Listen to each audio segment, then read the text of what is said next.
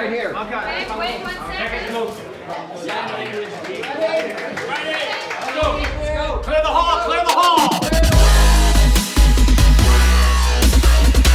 The feeling we had on stage and like these moving platforms that we were in the air. At first you were thinking like there is no way, but when this thing starts moving and like sliding, it's like, oh my god, I don't want to fall on stage. Hylissang!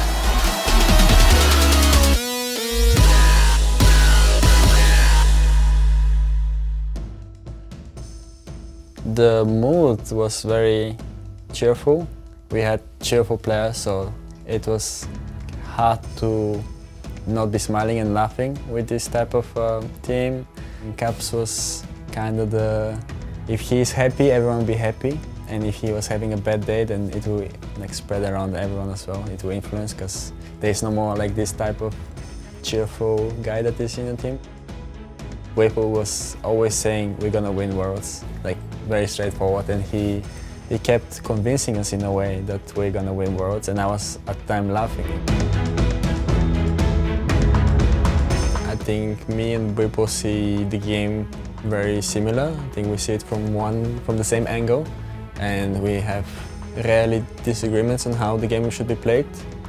I think he's a very smart player, and he somehow knows how to play like almost every role in a professional level. Him playing jungle, top, bot, it doesn't matter. I always enjoy playing with him, and I think that's why we clicked. I mean, we were also like great friends outside the game, and yeah, I think that's why sometimes the mood was just better with him on our team. But yeah. Back in the LPL, and they are going to try and look for the dive here. They want Reckless TPs from Fnatic, but Reckless getting low. He's already ignited, and that's Burst Blood, easy as you please for IG. Jakilov is actually the more aggressive from the bot lane. I think Jakilov is the one that will go for the crazy trades, and Baolan will be there for like to back him up. But yes, when Baolan played Leona, for example, he was completely nuts, and he was always going in first, head up, and yeah, it was very nice to play and just to trade against them. It was always, I always felt like anytime it might someone just might flash forward from both teams, so it was exciting. It's a little bit early, but still a route to behind the flash, into the knockup and ignited Fnatic in first blood in 2 minutes! Like if we played IG or EDG, I would just listen to my coaching staff, what are their strengths and weaknesses, and that's how I'm going to imagine the team. I would not be putting like rankings or anything. I didn't have further thoughts in my head.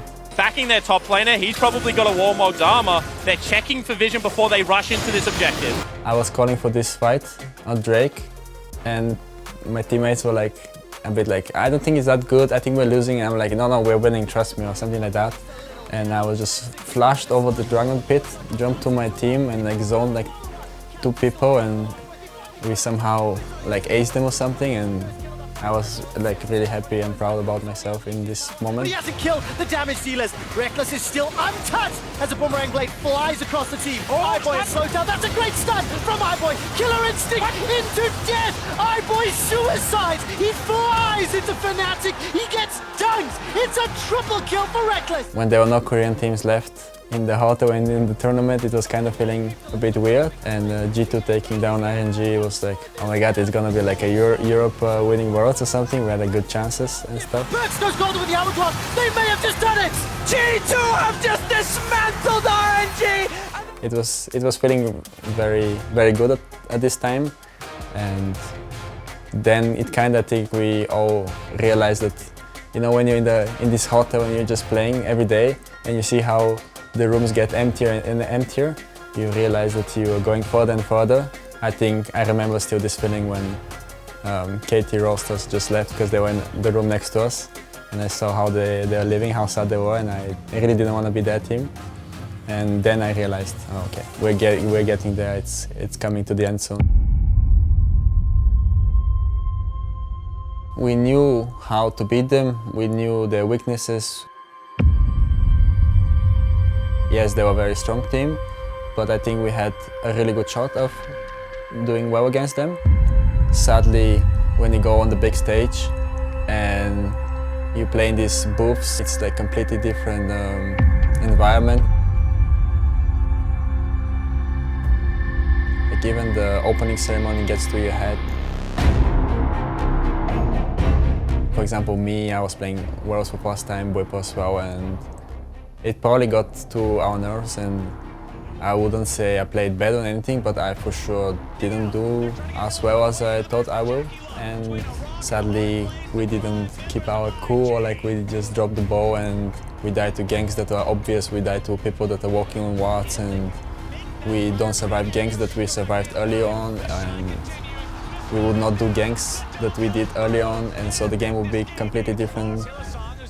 It just didn't feel like we're playing against the same team or that we are the same team, so we just didn't play our game and we didn't do what we were supposed to do and expected. IG are on the Nexus! The LPL has never won before, but that will change today! The Crownless are finally king, and Invictus Gaming are your 2018 World Champions! Even though we lost, I still remember it as a good experience. I still remember the feeling, and it's something unbelievable. Yes, there is a bit of sadness in the story, but I think we all remember it as a good achievement.